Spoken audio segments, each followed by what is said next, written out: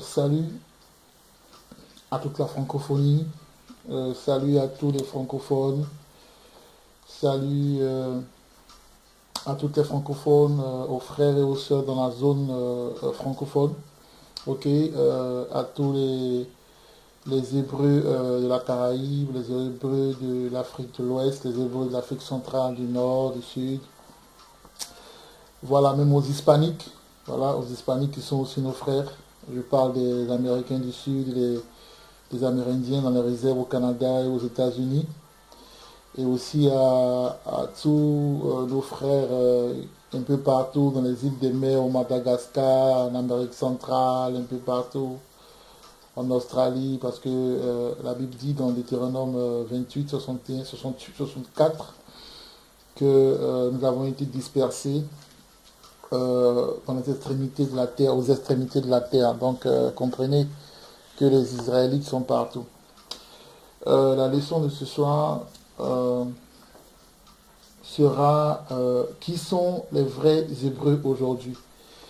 Et on va se baser sur Deutéronome 28.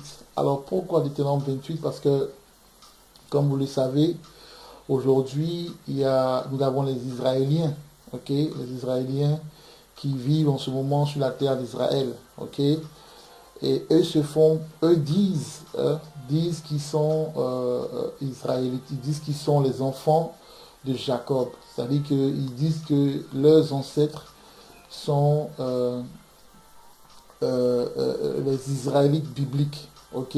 C'est-à-dire les Samson, les Salomon, les David, ok? Tous ces grands hommes, ok, qui ont marqué l'histoire de l'humanité, l'histoire d'Israël. Ils disent qu'ils viennent de la tribu de Juda, essentiellement.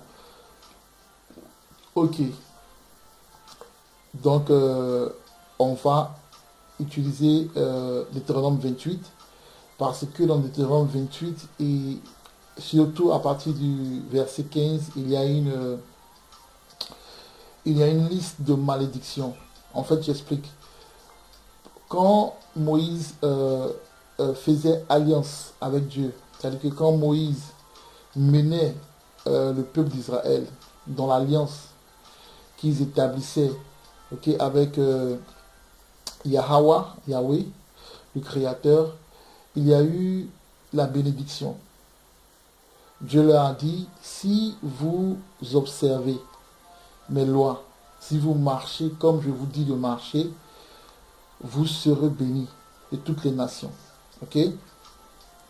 Et aussi, dans la deuxième partie, il a dit, qui commence du verset 15 au verset 68, toujours dans le livre, dans le chapitre 28 du livre de Deutéronome, il a dit que, mais au cas où vous ne marchez pas comme je veux que vous marchiez, au cas où vous allez vous joindre avec les idoles, avec les autres dieux comme Baal, ok, Astarté, Isis, Horus et tout ça, au cas où vous vous donnez à d'autres dieux, ben vous serez frappés par la malédiction.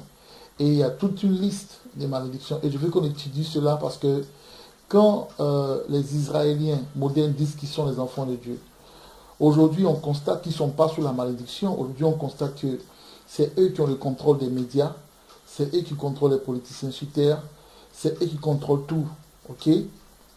Ils ont le soutien des grandes nations de ce monde. Ils contrôlent le domaine de la musique. Enfin, ils contrôlent tout. Ils contrôlent le sport. Ils contrôlent tout.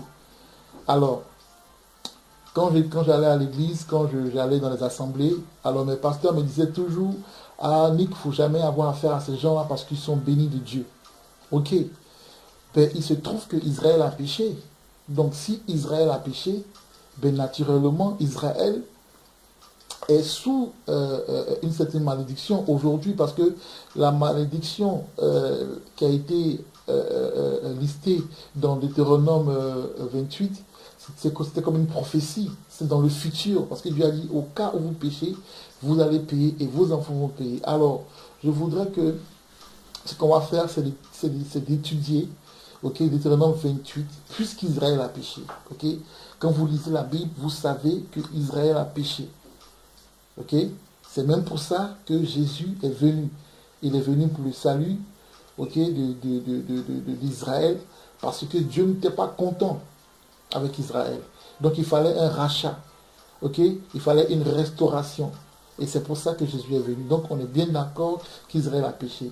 Mais si Israël a péché, c'est que au lieu que les bénédictions soient en marche, c'est plutôt les malédictions qui sont en train de frapper aujourd'hui ce peuple-là. Donc nous allons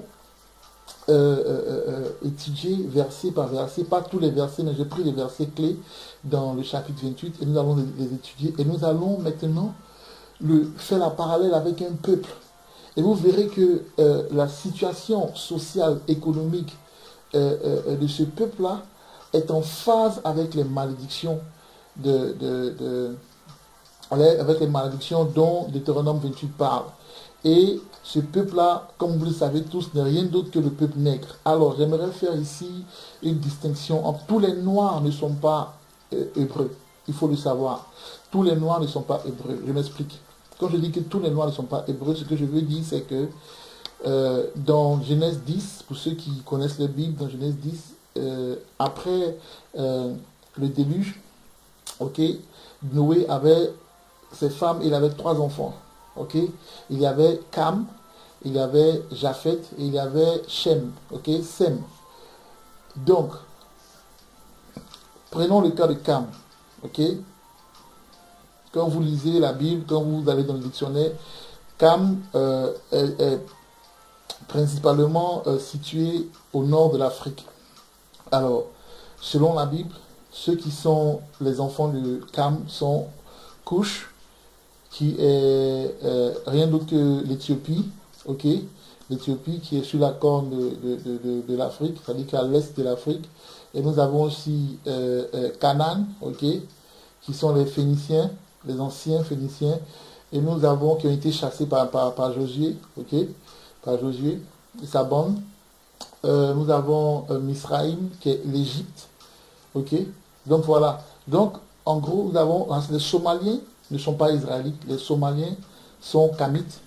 Nous avons les Libyens noirs qui sont Kamites, bien que dans cette zone-là, il y a des Israélites aussi, ok. Mais la plupart sont Kamites.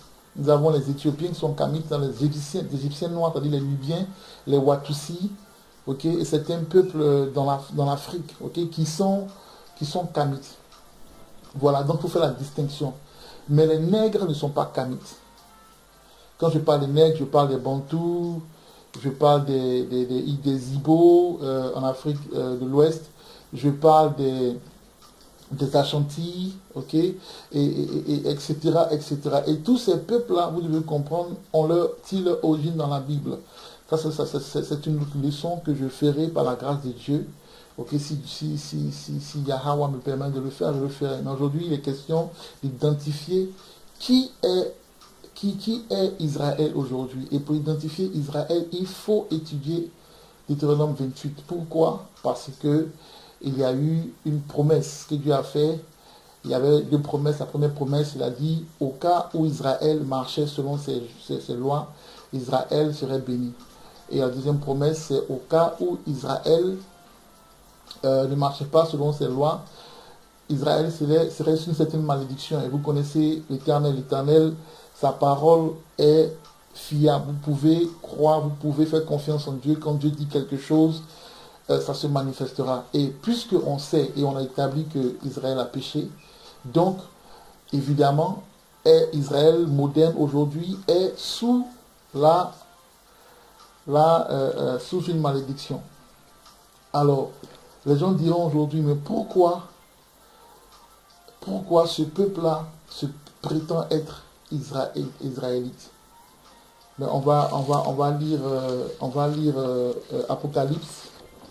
Ok, on va lire Apocalypse. Apocalypse 2, verset 9, pour que vous voyez qu'il y a eu usurpation.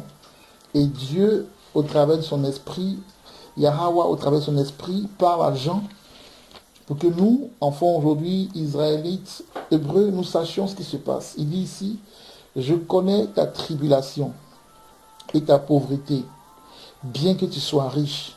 Voilà. et les calomnies de la part de ceux qui se disent juifs et ne le sont pas, mais qui sont une synagogue de Satan. Ok? Alors cette fois, c'est dans Apocalypse 2 au verset 9. Il dit, je connais ta tribulation et ta pauvreté, bien que tu sois riche, et les calomnies de la part de ceux qui se disent juifs et ne le sont pas, mais qui sont une synagogue de Satan. En Israël, vous verrez bien que ces gens-là vont dans les synagogues, ok? Et vous verrez que c'est eux qui se font passer par les juifs aujourd'hui. C'est-à-dire que Dieu, il donne des révélations, et c'est ceux qui ont vraiment l'esprit de Dieu, l'esprit de révélation, qui se rendront compte de ce qui se passe. Dieu a écrit ici, a révélé à Jean, ok? Yahweh a révélé à Jean, clairement, que ceux-là ne sont pas les vrais juifs. Ok? Ça doit nous emmener à réfléchir. Pourquoi Dieu dirait ceci? Pourquoi Dieu dirait, je connais ta tribulation et ta pauvreté, mais qui sur cette terre est plus pauvre? Dans l'échelle sociale, quel peuple est toujours au bas de l'échelle, mais pourtant talentueux? Quand vous voyez au sport, c'est ce peuple-là. Dans la musique, c'est ce peuple-là. Ok? En ce qui concerne la mode, la culture, ce peuple-là, c'est ce peuple-là qui est leader. Mais comment se fait-il qu'un peuple tellement riche en culture, tellement riche spirituellement, aujourd'hui se trouve dans une pauvreté? On va se poser la question, est-ce parce que ce peuple-là est inintelligent, ou est-ce parce que ce peuple-là est impuissant? Pourtant, elle démontre sa puissance, elle démontre sa force, son intelligence, son courage. Ok? Elle le démontre partout. À travers la terre, elle le démontre. Nous pouvons le voir aujourd'hui. Mais comment se fait-il que ce peuple-là est au bas de l'échelle? Alors, souvent quand on dit que c'est une malédiction, les Kamites, c'est-à-dire que les Noirs, les Nègres aujourd'hui qui sont dans l'idolâtrie, qui pensent qu'ils sont égyptiens, vous diront ceci, mais de toute façon...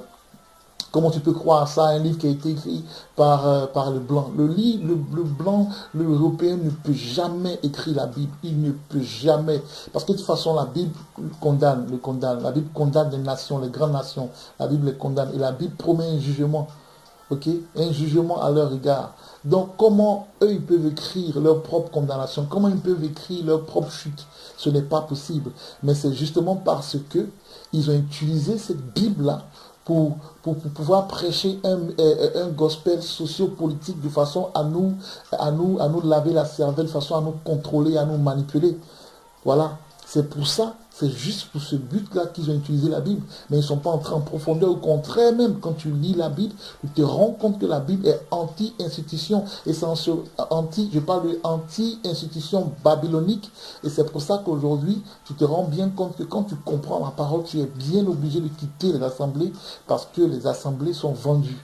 Et c'est une vérité. Il faut que cette vérité-là sonne comme une trompette afin que mon peuple puisse réaliser qui il est et se lever et reprendre ce qui lui a été volé.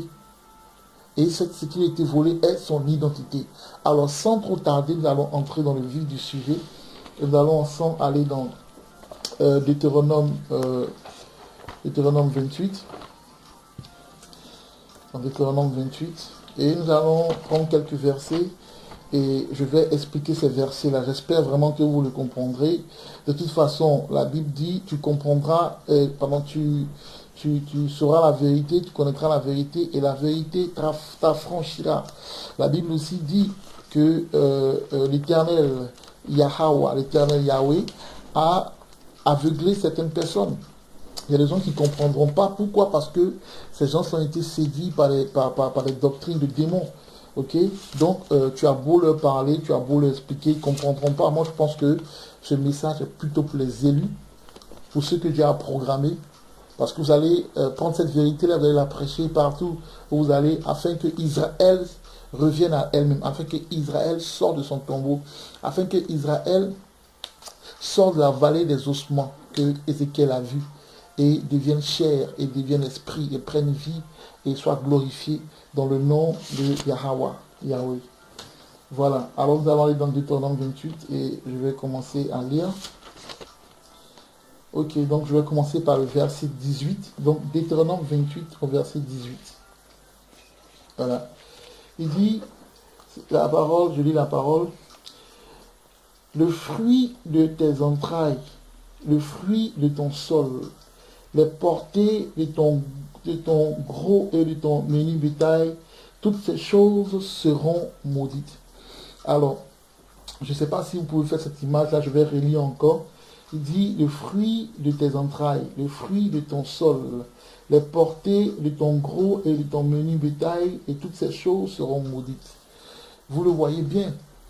Vous voyez bien l'Afrique. Ok? Vous voyez bien ce qui se passe en Afrique. Voilà une terre riche. Voilà une terre où aujourd'hui on a tout, on ne manque de rien. Mais c'est comme si on est maudit. C'est comme si on n'arrive pas. Je donne un exemple. Je prends l'exemple de la Côte d'Ivoire. La Côte d'Ivoire est première en cacao. Ok? Mais ce qui se passe, c'est que aujourd'hui on n'est même pas capable de fixer nos propres prix. Voilà, ça veut dire qu'on récolte assez, on sème plutôt, on sème beaucoup, on travaille, on bosse dur, mais on récolte peu. Et ceux qui vraiment prennent la récolte, ok, en majorité, sont nos oppresseurs, sont les maîtres de la colonie. Ok, on va aller dans le verset 20. L'Éternel enverra contre toi la malédiction, le trouble et la menace au milieu de toutes les entreprises que tu feras, jusqu'à ce que tu sois détruit. Ok? Jusqu'à ce que tu sois détruit. On prend encore l'exemple des Noirs. Que ce soit les Noirs dans la diaspora ou les Noirs en Afrique. Des gens, on est intelligents, talentueux, mais on n'arrive jamais à monter l'Afrique. On n'arrive jamais à se reconstituer. Et tout ce qu'on fait entre dans les mains de l'oppresseur. Voilà, c'est clair ici. L'Éternel enverra contre toi la malédiction, le trouble et la menace. Le trouble et la menace. Les guerres au Congo, les guerres en Afrique, aux États-Unis, les guerres en Côte d'Ivoire, les guerres en Guinée équatoriale, les guerres au Libéria, les guerres au Sierra Leone, en Sierra Leone, ok? Les guerres de gangs, les morts dans les Caraïbes, en Jamaïque, aux États-Unis. Nous ne connaissons pas la paix. Nous ne connaissons pas la vraie paix. Dites-moi quel peuple aujourd'hui connaît ce que la souffrance que nous connaissons. Et ne me parlez pas de ce qui se passe aujourd'hui à Gaza. Ça encore, c'est notre leçon. Je parle depuis des siècles. Qui est ce peuple qui connaît que la souffrance? Depuis des siècles. Qui est le peuple qui connaît que la souffrance? C'est bien le peuple noir. C'est bien le nègre. Ok? On continue. Dans Deutéronome 28, au verset 28. L'Éternel te frappera de délire, d'aveuglement, d'égarement d'esprit, et tu tâtonneras en plein midi, comme l'aveugle dans l'obscurité. Alors je relis. L'Éternel te frappera de délire, d'aveuglement, d'égarement d'esprit, et tu tâtonneras en plein midi, comme l'aveugle dans l'obscurité. Tu n'auras point de succès dans tes entreprises. Tu seras tous les jours opprimé, dépouillé. Il n'y aura personne pour venir à ton secours. Ça vous fait penser à un peuple, n'est-ce pas? Ça vous fait penser à un peuple, n'est-ce pas? On va commencer par les premières lignes de ce verset. L'Éternel te frappera de délire et d'aveuglement. Nous voyons aujourd'hui, nous ne savons pas qui nous sommes. Nous tâtonnons en plein midi. Nous acceptons ce que le même qui nous a mis en esclavage, le même qui nous a colonisés, nous acceptons son éducation, son mode de vie, son style de vie, son nom et tout ce qui nous envoie comme bêtises. Nous acceptons ces choses-là parce que nous ne savons pas qui nous sommes. Nous allons dans les églises qu'ils ont formatées, qu'ils ont mises en place de toutes pièces. Nous écoutons les doctrines mensongères qu'ils ont mis en place. Et ils ont même mis nos frères comme pasteurs pour encore mieux nous endoctriner. Et nous écoutons. Et quand la vérité vient, nous chassons la vérité. Quand un prophète vient, nous chassons le prophète. Pourquoi? Parce que nous sommes frappés d'égarement. Nous sommes aveuglés. Et nous tâtonnons en plein midi comme l'aveugle dans l'obscurité. Et là, ici, il dit, tu n'auras point de succès dans tes entreprises. Savez-vous que la plupart des inventions sur cette terre ont été créées par les Noirs, par les Nègres? Mais ce qui se passe, c'est qu'ils n'ont pas le crédit. Ils vont vers ces gens-là, ils leur présentent le produit. Ces gens-là récupèrent le produit et les effacent de la carte. Et les effacent de la carte, les effacent de la mémoire. Et voilà qu'ils sont occultés. Et ces gens-là se font passer pour ceux qui ont inventé tout. Mais en fait, ce n'est pas eux qui ont inventé les choses.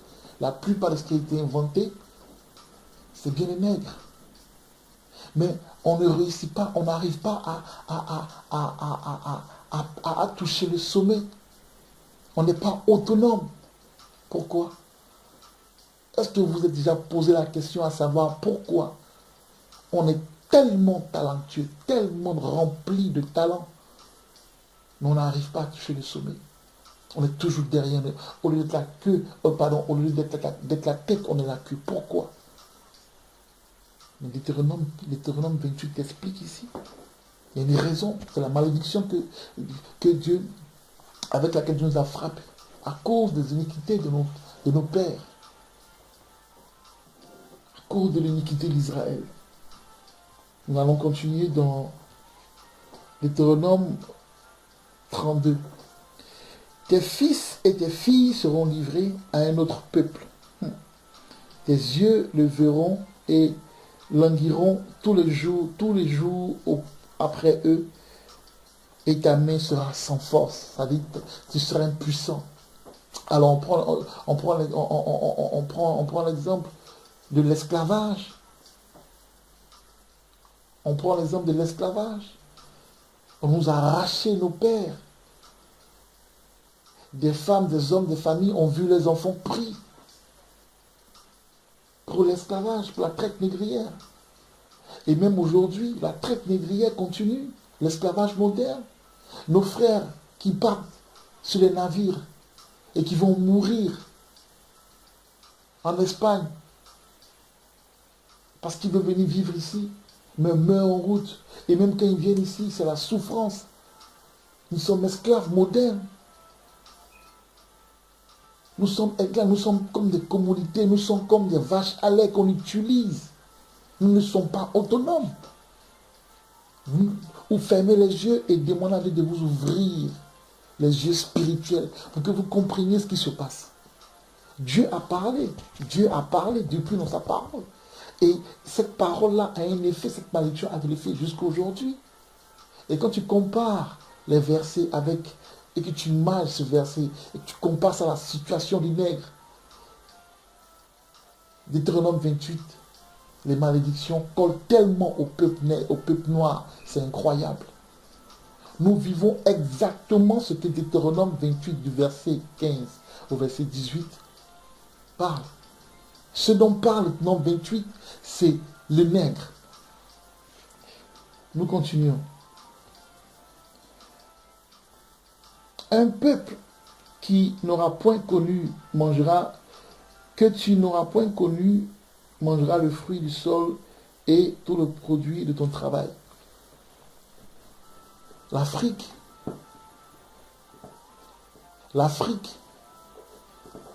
l'or, le diamant, le bauxite, tous ces minéraux-là, le cacao, le café, les nations puissantes viennent, prennent cela, en retour nous donnent des sommes modiques, qui n'ont même pas de sens, qui n'ont aucune valeur. Nous, on vient nous piller. Et quand on veut résister, on dit que nous sommes on traite nos leaders des dictateurs et on vient avec des guerres. On vient, on installe soi-disant une pseudo-démocratie juste pour nous piller. Et nous qui sommes les habitants de la terre, nous qui sommes les héritiers de la terre, nous souffrons. Pourtant, l'Afrique est riche, mais son peuple souffre. Pouvez-vous expliquer cela autrement? Si ce n'est une malédiction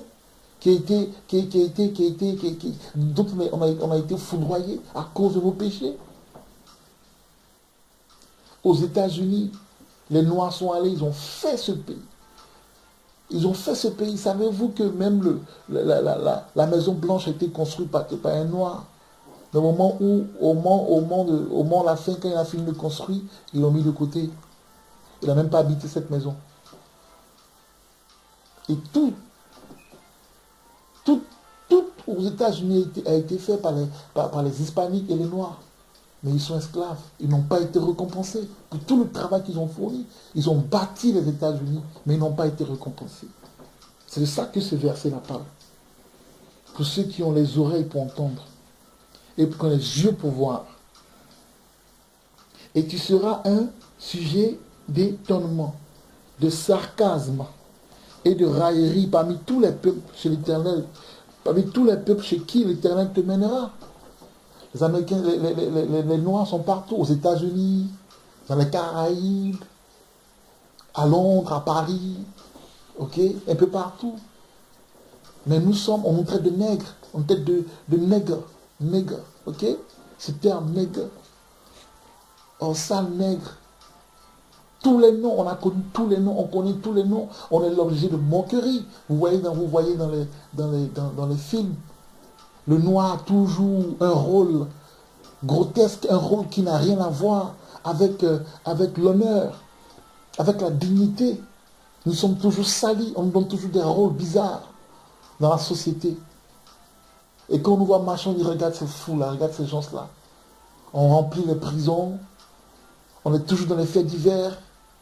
Nos femmes sont toujours dans la prostitution, sans dignité.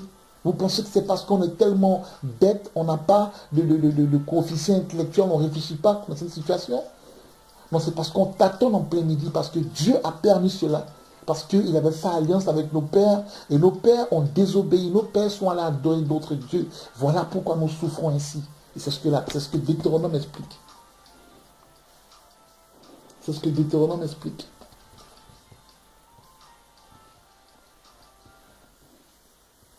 Nous continuons dans le verset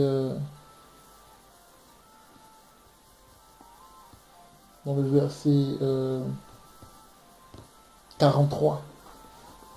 Alors le verset 43 est très intéressant parce que c'est des choses que j'ai vues moi-même depuis que je suis à Londres. D'abord en Abidjan. Parce que je suis ivoirien, je viens de la Côte d'Ivoire, j'ai grandi à Abidjan. De Abidjan, les Libanais, les Arabes venaient. Je lis d'abord la parole avant d'expliquer. Alors Deutéronome 28 au verset 43 dit: l'étranger qui sera au milieu de toi s'élèvera toujours plus au-dessus de toi, et toi tu descendras toujours plus bas. Il te prêtera et tu ne lui prêteras pas. C'est une réalité. On commence par l'Afrique. Dans les différents pays africains, qui fait la loi? Qui sont les bailleurs de fonds? En guillemets, les bailleurs de fonds, c'est les Arabes, c'est les Européens. Ils viennent dans nos pays et ils ont plus d'argent que nous. Ils sont mieux placés que nous. Les enfants vont dans les meilleures écoles. C'est eux qui nous prêtent l'argent. C'est eux qui nous donnent des boulots de merde, si je peux m'exprimer ainsi.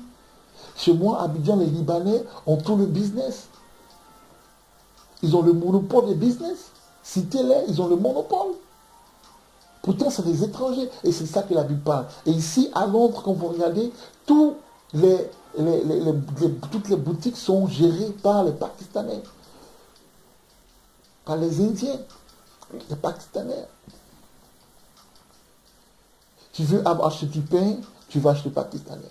C'est-à-dire qu'aujourd'hui, on n'a même pas de structure financière. Les Noirs n'ont pas de structure financière.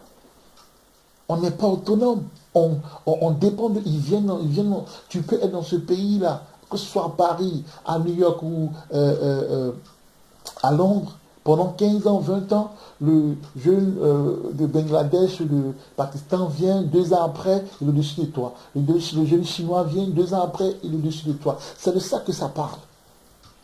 On prend les Américains. Les Américains sont aux États-Unis depuis maintenant 400 ans. Mais tous les autres peuples sont au-dessus, que ce soit les Chinois, les Arabes et tout ça, sont au-dessus d'eux.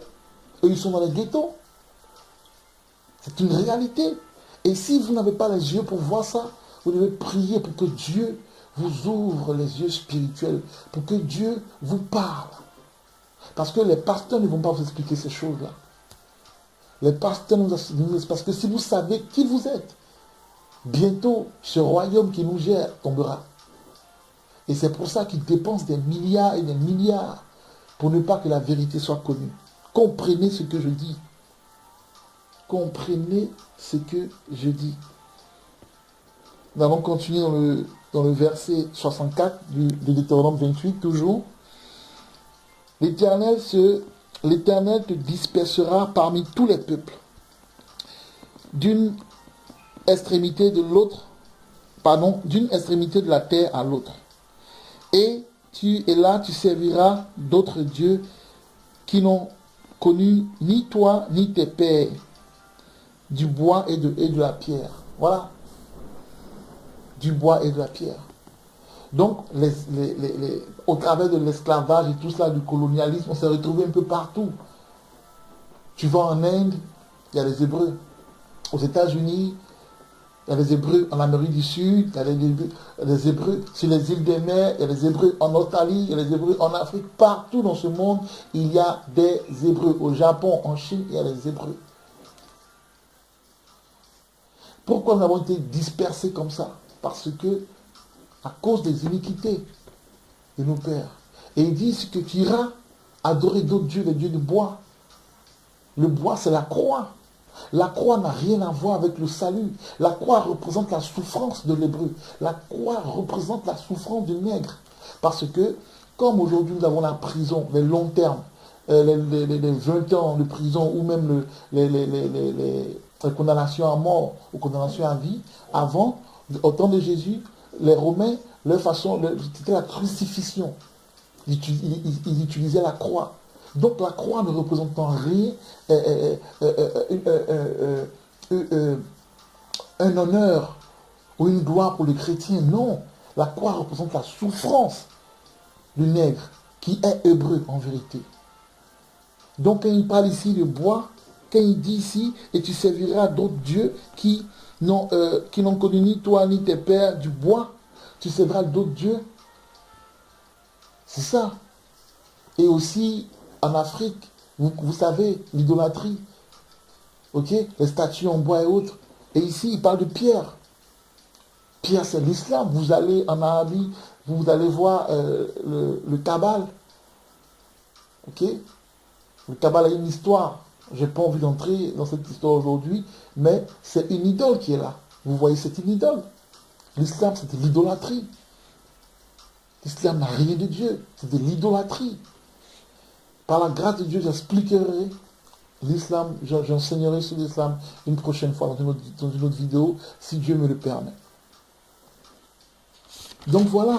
Et pour tous ceux qui disent que les Hébreux ne sont pas, et les Noirs ne sont pas Hébreux, ne sont pas les Juifs, voilà le dernier verset qui est le dernier verset, qui est le verset 68. Il dit, et l'Éternel te ramènera sur des navires en Égypte, et tu feras ce chemin dont je t'avais dit. Ok? Et tu ne le reverras plus. Là, vous vous offrirez en vente à vos ennemis, comme esclaves et comme servantes. Et il n'y aura personne pour vous acheter. Alors, je relis. Nous allons aller ligne par ligne. Et l'Éternel te ramènera sur des navires en Égypte. Alors ici, quand il parle d'Égypte, comprenez qu'en Afrique, tu ne peux pas aller d'un point à un autre en bateau, c'est impossible. Et même le canal de Suez. Parce que vous devez comprendre que originellement, l'Israël était collé. L'Israël, en fait, techniquement, est sur la plaque tectonique. Voilà, la plaque tectonique de l'Afrique. C'est-à-dire que Israël, selon l'historien, après ça peut être, c'est relatif, les gens peuvent dire que c'est en Afrique du Centre, en Afrique centrale, en tout cas, Israël était en Afrique. Ok, donc c'est impossible d'aller d'un point à un autre en navire. Et même le canal de Suez a été fait par les hommes au temps des Nasser. Ok, donc on parle ici d'Égypte. On doit aller maintenant dans Exode 20. Exode 20 explique le mot Égypte. Ok, alors dans Exode 20, on dit, je suis l'Éternel ton Dieu qui t'ai fait sortir du pays d'Égypte, la maison de la servitude. Donc Égypte ici veut dire maison de servitude. Et Égypte ici est le symbole de ces pays qui nous ont maintenus dans la captivité. Ces grandes nations qui sont en fait des maisons de servitude. Quand tu viens en Europe, vous voyez les Noirs comme on est dans la servitude ici. C'est seulement de l'esclavage, mais c'est moderne. Que aux États-Unis, c'est pareil. Ok, donc c'est de ça que Dieu parlait ici. Et il parlait de navires. Voilà. Donc vous savez bien que pendant la traite négrière, c'est les navires qui étaient utilisés de l'Afrique de l'Ouest aux États-Unis et ailleurs. Ok. Donc voilà. Et il dit, et par ailleurs, ici c'est une prophétie pour montrer les Hébreux, les vrais Hébreux. Et c'est nous, les nègres, qui avons connu l'esclavage. C'est nous qui avons connu l'esclavage. Et nos frères de la Caraïbe des États-Unis vous le diront, c'est nous qui avons connu l'esclavage. Mais ceux qui se font passer pour Israël aujourd'hui n'ont pas connu l'esclavage.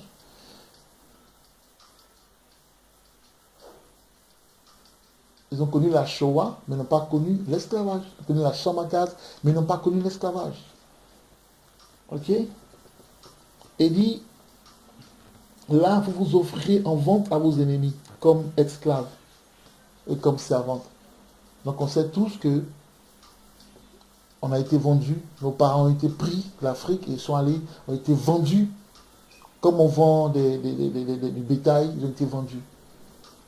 Voilà, aujourd'hui, ce que je voulais un peu expliquer, enseigner, pour dire que, en observant et en lisant, en étudiant Deutéronome 28, la partie de la malédiction, on se rend bien compte que c'est les nègres qui sont les vrais Hébreux. C'est les nègres qui sont les vrais Hébreux. Donc voilà ce que je vais dire ce soir. En tout cas, soyez bénis et j'espère que vous avez été édifiés. Que Dieu vous bénisse.